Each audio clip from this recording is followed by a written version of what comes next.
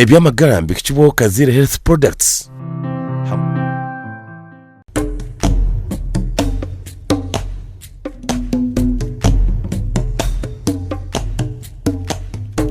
Nimbakira mwena mu program y'ebyamagara omwabazi ogu burishaisha tunechweka burwo kubanza tuba twayigaranjire mu studio okubasa kubaretera abakugu abashaho kurwo mu nshonda zitari zimwe na zimwe ahantu zitari zimwe na zimwe okubasa kushoborera okwa kubasa kuzerinda okwa kwasa kuzirwanisa nangwa no kuba kuzijanjaba nebindi byone bikwatiri nabo biro mbwenu ntikwakira ugundi murundi basa kutwegitaho tubase kugamba handwara ekwatirine n'abakazi benda abakazi benda aba nabagira ngo nabone bahika barwara indwara z'amino ninyenda kumanya indwara ezo niziba zaretwa okugira ngo umukazi ayinenda kandi kucyakwatira kityo ayine kuzerinda ata kandi ayine kuba naza ryaro wo mushaho bwe nazayo ninga atashimye kuba nazayo ebyo byona sakwantu buhororo program eji yebyamagara twine Dr. Ambrose Malunda naisha kuba natutangaza ahanshonga ezikwatirine namino ombakazi benda bitu ni kwijusia program eji ne kushibwaho abakazire health products bine byo kunywa ebiri kucungire ndwara nyingi ezamagara gitu ziri kushira kutunga nahabwo cyo twikirize kwijusie ngo ine kuba noza omaduka agatari gamwe na gamwe ihanga ryona na za supermarkets utunge byo kunywa ebyabakazire health products obase kushemeza amagara gawo ndicho butungi charity munywani wanje twikirize tuzo wa Dr. Ambrose Malunda ayongera kututangaza ahantu arazamino ombakazi benda. Dr. twakwakira abantu baramuseho. Ya amanya gange bampita Malunda Ambrose nga ndi musawo wa manyo nkolera no ku International Medical Center Mbarara nsanyuse nnyo okubeera wano okusingira ddala njagala kwebaza TV West olwo mukisa guno kubanga batesewo opportunity okujja ne tusharinga n'abantu okubamanyisa kiki feche tumanyi era nabo basobola okukimanya kisobola okutuyambako okwewala ebintu kikeekyo. Dr. nebizubu ki ebyabakazi benda bari kutunga ebikwatirine namino? Abakazi ab'embuto balina gundi eri nti bali lubuto naye nabo tebaawukana nnyo kuki ku bantu balala. So ebizibu ebisinga ebiruma abantu abatali na mbuto biruma n'abantu abali naki n'embuto. Weewaawo mulimu ebyo ngabo abali n'embuto bibitera nnyo okulabikira mu bo. Okusingira ddala okugamba nti amanyo lyo terikulanga oba oli lubuto oba toli lubuto, lyo terimanyi nti oli lubuto naye lyo lijja buzi nti likulume kubanga you've not taken care of it. So kati lyo kasita obudde butuuka nga bwe bw'okukuluma awo eritandikira okukuluma nga teri considerinze the status of what you are. Then mulimu embeera ezo omuntu nti omukyala bw'abeera nga ali lubuto enjino ye organs zitera nnyo okuzimba. Batera nnyo okufuna that pregnancy induced gingivitis bwetyo kiyita in the medical term nti gums ze zitera okukola ki zitera okuzimba. So and another thing nti abakazi bano like ngali mu myezi 3 egisooka batera nnyo okwagala okusesema. So in the long run as you are vomiting oli mu kuleeta acids mu kamwa. So amanyo go boga predisposing ku wearing out. So bye ebintu ebimu ebitera nnyo okulabikira mu bakazi ab'embuto yenyaba. Dr. ekiri kuleetera abakazi benda bateganisibwa endwara z'amino niki? Ekisinga obukulu nti kyetulina okumanya nti omuntu bw'abeera nga ali lubuto omubiri gwe guba gukyuse tegubeera nga gwabadde akola ki nga bwali. Kati oluusi nekeya yennyini gye weewa ebeera nga teriki si yeri nga gye wali weewa ng'oli free kubanga ajja kubeerawo nga buli kaseera ayagala kusesema buli kaseera alina that kind of life etategerekeka. So kati ebintu kikeekyo that kind of life ye predisposing nti bwobeera nga olina that life etali mu kutegerekeka omubiri gwo togutegeera naawe buli kaseera oyoya kino oli ayiseewo kunyiiziza you also lose the concentration okubeera nga weerabirira. So nosanga omuntu nti akamwake oluusi takayonjeza bulungi takabrushinze bulungi oluusi abrushinze naye okusesema kuno kwali mu kusesema kuleetera akamwa ako okubeera nga it's not always clean nga kalina acids ezo. Then ne mulimu ne hormone disorganization nti hormones zino bwe zibeera nga zize mu mubiri zidisorganizinga parts ezimu. Kati n'otandika okulaba ng'omukyala gaamu zize oba engino nga zisandise okuzimba naye nga si ye ali mu kicontrollinga naye nga control eri mu kuva mu mubiri mwennyini. Dr. omukazi wenda kamanya atangu hata obubwire bwa mino buyatunga burugirira handa eyayine.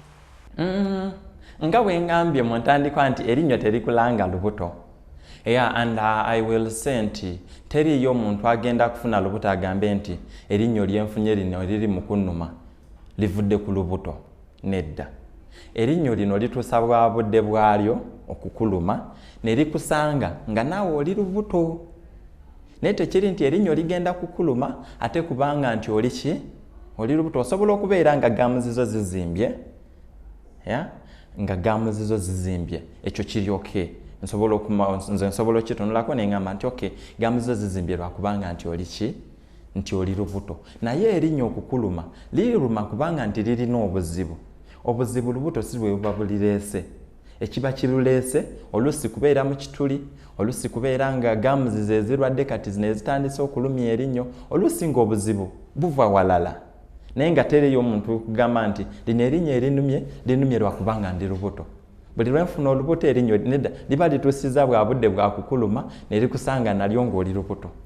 Yenyawo. Naha bwentaba abakyala binenda ningasha bakaza binenda binomwoga gwo kujja ngwine kwamba tayayira abashaho bamino. Ensonga lwaki abakazi ab'embuto balina okubeera nga bavisitinga ba dentist. Ekisooka nja kugamba nti abantu abasinga oba abakazi ab'embuto tebagala kukyalira ba dentist. Naye ekyo kitegeeza nti tebali mu bulumi.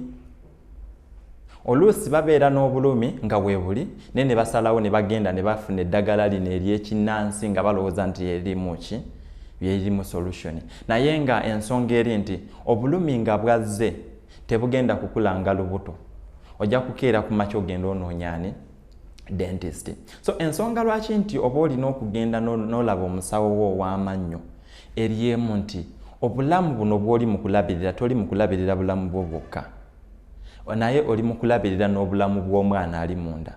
So obulumi buno buli lwe bujja busobola okukuleetera ebizibu bingi. Oluusi ne bukuleetera n'olubuto okuvaamu.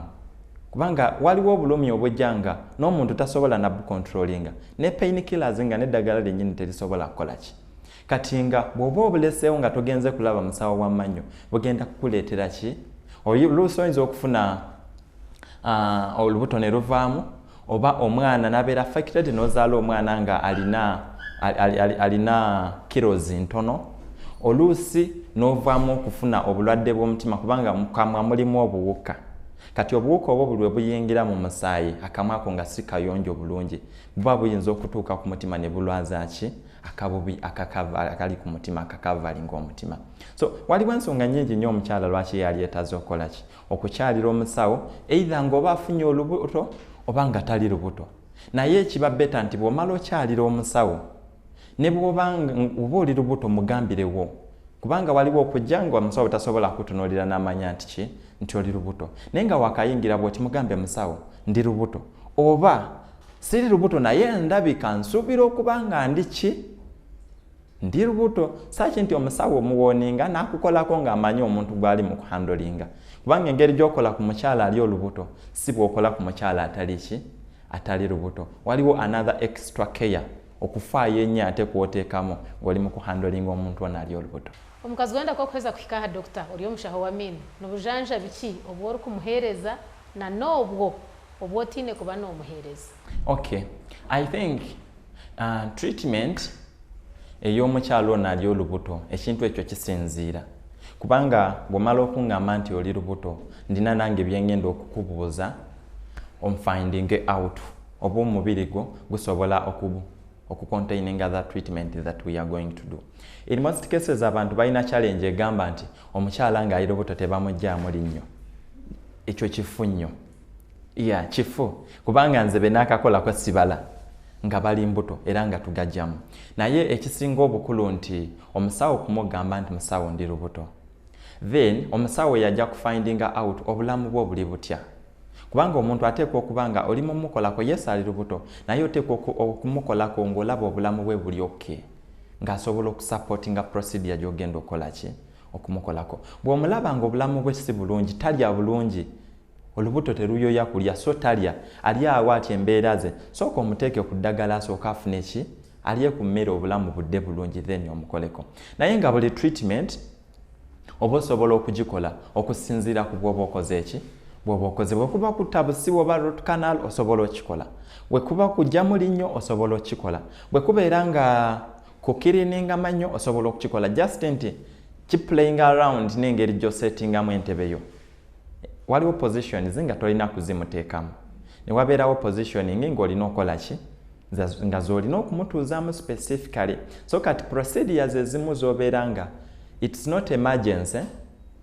temuli bulumi kangambe nga cleaning nga temuli bulumi tawulira bulumi naye nga tosobola kumuteeka mu position gy'osobola kukirininga bulungi mannyo ge awo kiba beta n'okipostponinga n'okiteeka paka nga amaze okola ki nga amaze okuzaala but if the procedure is emergency omukyala aze n'olubuto naye ate ng'obulumi bungi togenda mugamba nti maama sooka olindeko olimala okuzaala olikomawo omuntu ali mu bulumi ate omusindise mu kuzaala adde mu bulumi bw'okuzaala ate akomewo eno ayinza okuvaawo oli ng'agamba omusawo bye yasoma abitegeera oba tabitegeera.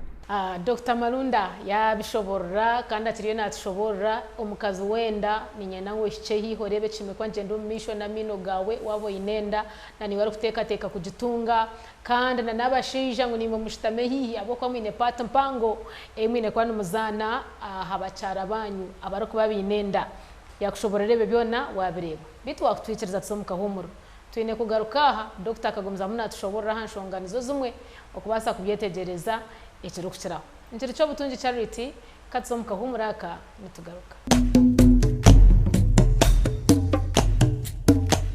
ebyamagara mbikibwo Kazire Health Products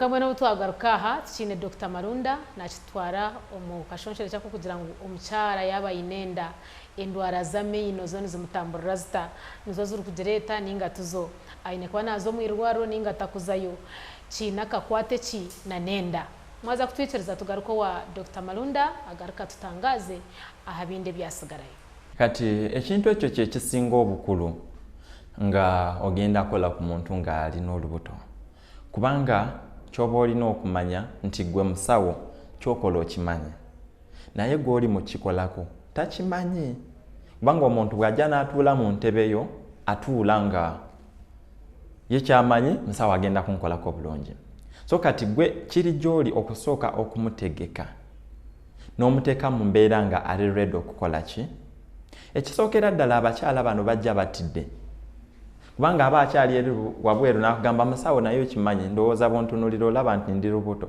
n'omugamba ye nnyabo so kyolina okumanya nti olina okusooka n'omugyamu okutya kubanga kyolina okwewala pressure eno bw'emala ne raisinga nga ali mu ntebe oluusi ajja ku blacking out so kyoba olina okukola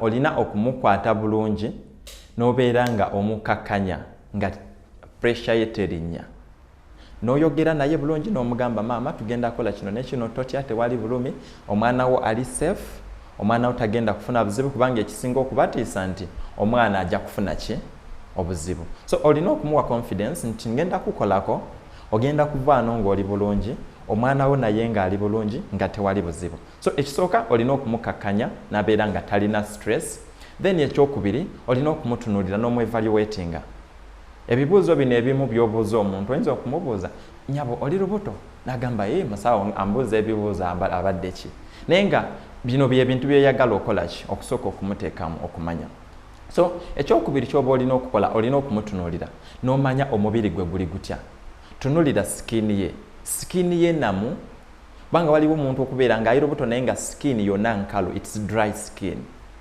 it's pale notunulira amaaso ge nga gonna ga yero so olina okumwekizamininga n'olaba obulamu bwe bwo buli butya then bw'omala okwevaluating obulamu bwe you can go to the next step. Then ekirala ky'olina okuteekamu positioning nga bwe nkyogeddeko nti entebe eno oba olina okugipositioninga in a way nti tesobola kuleeta ki buzibu ku mukyala kubanga asobola okufunira olubuto olusobola okuviiramu ku ntebe eno just yes n'omwebasa mu ntebe olubuto ne lukola ki so olina okuteekamu kino nti omukyala ono ndi mumukolako position ki gy'alina okubeeramu. In most cases tetutera kubeebasa omuteeka mu positioning she's almost seated. In that position she's okay. N'omukolako bulungi n'abeera ng'akola ki agenda. Then ekintu ekyokusatu olina okukeep eddagala ne x-rays because like x-rays zino si nnungi eri abakyala ab'embuto naye waliwo wootuuka nga it is inevitable tosobola kukyewala kukikola ki kukiteekamu. So kati kyoba olina okola oba olina okumuprotectinga n'omwambaza tugiyita lady apron olubuto n'olwambaza n'omubika yenna n'abeera nti ne bwona exposing radiations olubuto lwe terugenda kukwata ki terugenda kutuukako radiations. Apron ene eyamba nti eshieldinga zo tezisobola kuyitamu. Then naye olaba nga osobola you can work without x-rays, it's the best to work without the x-rays, but when it comes to inevitability ngolaba tosobola kukyewala oba olina okola ki okumukuba x-ray. Then ekyokusatu eddagala mulimu eddagala nga liri safe okumiribwa abantu nga bambuto eddala nga teriri safe kumiribwa abantu nga baki nga bambuto. So kati omuntu gwe wakugamba oba bw'omutunulira nga ali lubuto ebyo by'olina okumanya alina emyezi emeka olubuto lwa myezi emeka alina buzibu ki then okukosinziira n'omuwa eddagala erimu n'otalimuwa. Yeah, so there's a considerations in most cases ba dentist ze tulina okukola okulaba nti omuntu ng'ali lubuto afuna obujjanjabi era n'afuluma era ng'agenze bulungi. Katugira ngo mukazi wenda oguyatonga oburemeezi bwa mino ninga obubwire bwa mino kuyakubatiziro wawo omushaho wenko nkomuntu ashimekwa nayetwaza ata ekisinga obukulu era ekikatinga across it's a brushing nti omuntu oba ali lubuto oba musajja oba mukazi oba mwana fene ekyo kitukwatiramu nti engeri gye tusenya eno era nga ku luli bwe twasomesa ku kusenya engeri gye tulina okusenya okulabiriramu amannyo gaffe ekyo kintu kikulu nnyo. So tulina okubeera nti amannyo go gasenya ku makya n'ogasenya n'olweggulo. Then bw'olaba nga waliwo wootuuse naye nga ebiri mu kamwa tobitegeera kibeera beta nnyo n'ogenda n'olaba omusawo nga tolinze bulumi kubanga abantu abasinga ekibajja ewaka buba bulumi. Naye bw'olaba nti oli lubuto ng'obulumi tebunnajja sooka ogenda olaba omusawo akwadvising alabe kiki ekyokola ki ekyokola. Then ewaka bw'obeera nga oli someone nga like ofunye olubuto in most cases mu myezi egisooka naye nga osesema nnyo at least beera ng'onyumunguzanga akamwa n'amazzi. Dokita mbatera kugira ngo omukazi wenda tabakwasa kumukuura lino ngo bari mukuura hindekera kuba otingmanyo banafa obo mwana narugamu. Dokita tushoborere omukazi wenda okumukuura erino nikiba kiri safe ninga nikiba kitari safe. Ekintu ekyo ekyokugyamu omukyala nga ali lubuto amannyo zinja kugamba kiri safe. Yes, kubanga nze mbakozeeko era nga bwe nkugambye sirina gwe ngobangako nti madamu gwe oli lubuto genda olikomawo olulala nedda naye nga bwe nkugambye nti olina okuteekamu ki another extra care nobeera ng'omanya omuntu gw'oli mukolako kiri safe. Naye nakyo kisinziira wa gy'olaze kubanga yo mu nsi yaffe tulina nti mulimu n'ebikipuli eby'abadentist ng'oli teyakisoma so n'otuuka mu ntebe ye n'atandika okukukolako oba oluusi bw'otuukayo n'akugamba nedda erinnya lyo tulirijjamu ng'omaze okola ki okuzaala. So kisinziira ne gy'olaze kiri safe nga you are in the right hands. Bw'oba ogenze mu mikono emituufu kiri safe. Tekiri safe bw'obeera ng'ogudde mu mikono emikyamu kubanga n'omuntu tajja kumanya ngeri kijja kukutuuzaamu mu ntebe kubanga teyakisoma.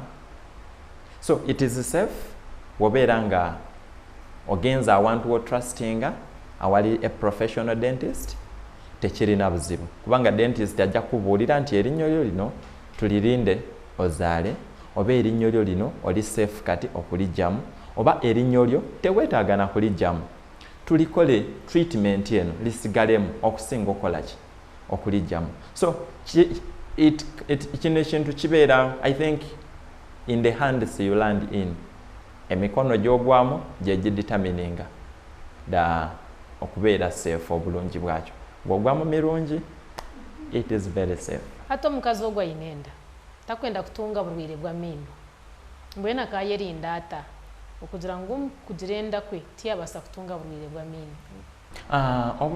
Okwekuuma okubeera nga tofuna bizibu by'amannyo oba oli lubuto bw'obeera nga tonalufuna lubuto ekitegeeza nti kino kigenda eri buli kinoomu kasita obeera nga tonafuna lubuto oba ofunye olubuto olina okubeera nga amannyo go gasenya ekitone ennyo kumakya n'olweggulo nga toneebaka.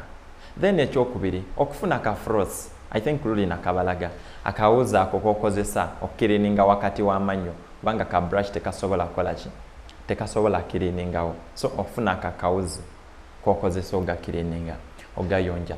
Then ekyokusatu olina okumindinga biki byolya byolya kubanga ekyonoona amannyo teriyo kintu kirala ekyonoona amannyo mmere gye tulya bw'oba olya amatooke naye nga togasenya ge gagenda okwonoona bw'oba olya kawunga naye nga tokasenyamu mu mannyo ke kagenda okola ki ke kagenda okwonoona so bye tulya bye tulina okumindinga tutekemu okusenya. Then ekyokuna okukyalirako ba dentist n'omugamba nzize kunkyekingako nakucekinga amannyo go nakugamba oli safe oba lino lyetaaga kulifiiringa kulisementinga oba lino lyetaaga dikola bwe liti so ebintu ebyo bina naye bw'obeera ng'okituuse nga ofunye olubuto ate oteeka okuteekamu another extra care olina okubeera ng'okipinga akamwa ko nga kayonjo nnyo yenyawa. Dr. Tukushaba ngo otereze obuhabuzi bwawe bwaha muheru aha mukyaro ogwo inenda ahabikwatire n'amaino na n'ogwo arikuteekateeka kugirenda ombwire bwahandi haki.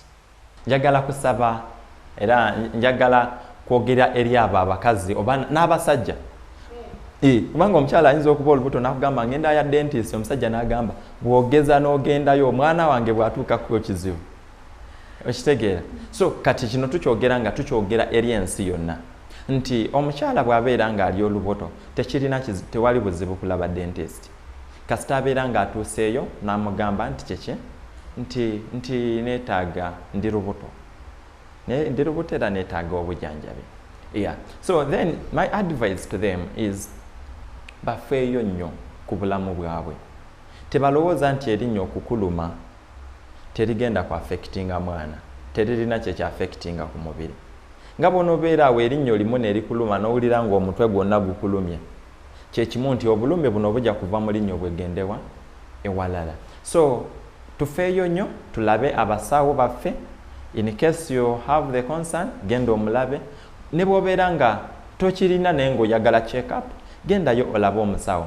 Otyo ninjanga ababire mwino kwerarikyarira okurukurengaho erizooba mwatunga satisfaction yanyu mukikwatena n'endwara z'amaino hamwe n'abakyara benda ayo majanga omukyara wamukura mwerino ng'obundi hine kiri kubaho ngaha Dr. yakushoborera kandi wakyetegereza konka ekikuru munonga n'okugira ngu twine kuba ntureberera amaino gitu oba twinenda oba tutuzine okubaasa kugira ngu tukaguma twine amagara marungi n'abaana bita turaduro mu nda zitu nabo bazarwe bine amagara marungi. Programu egi eyebyamagara nekushikibwaho abakazire health products nintira kukigamba aha ngu bine byo kunywa ebirikucungira endwara nyingi ahabwa amagara gitu okubaasa kusigara gari marungi nahabwa ekyo shemeza amagara gawe orikukozesa ebyokunywa by'abakazire health products ebinkutura ninkugambira ngo mbeshango mu maduuka go no mwihanga kandi na za supermarkets zona omwihanga ngarakantira kubijusya ngima barukukora amabaga mutakagura biri ebyokunywa bindi byonka kureka murete nakazire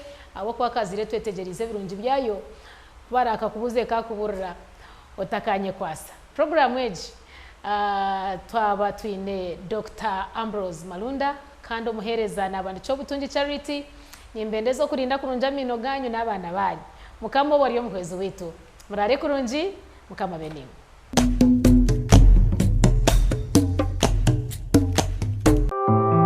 ebyamagara mbikitibwa Kazire Health Products.